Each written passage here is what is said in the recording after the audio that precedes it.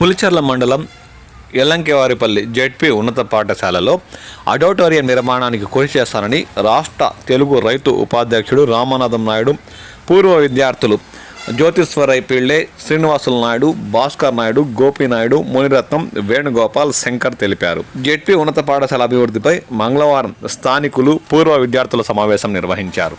ఈ సందర్భంగా వారు మాట్లాడుతూ పాఠశాలలో ఆడిటోరియం నిర్మాణాన్ని త్వరలో చేపడతామన్నారు. మౌలిక వసతుల కల్పనకు ప్రణాళికలు తయారు చేస్తామన్నారు. పాఠశాలను అభివృద్ధి చేసేందుకు పూర్వ విద్యార్థులు ముందుకు రావడం అభినందనీయమన్నారు. ఈ కార్యక్రమంలో హెచ్ఎం హరిశంకర్, పూర్వ విద్యార్థులు భాస్కర్ నాయుడు, పార్థసారథి, వాసు, రాజా, పరందమ నాయుడు, సుబ్రహ్మణ్యం, సురేంద్ర, ఖాసిం, మనోహర్, చంద్రశేఖర్, మునికృష్ణ తదితరులు పాల్గొన్నారు.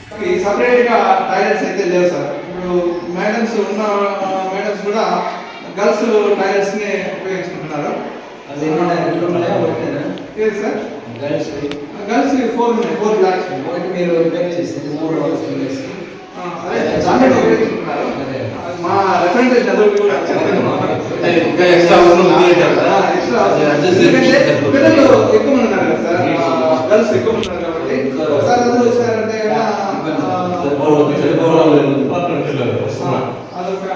అది కూడా మీ దృష్టికి తీసుకురావాల్సిన సమయం. నెక్స్ట్ ఇకపోతే వాటర్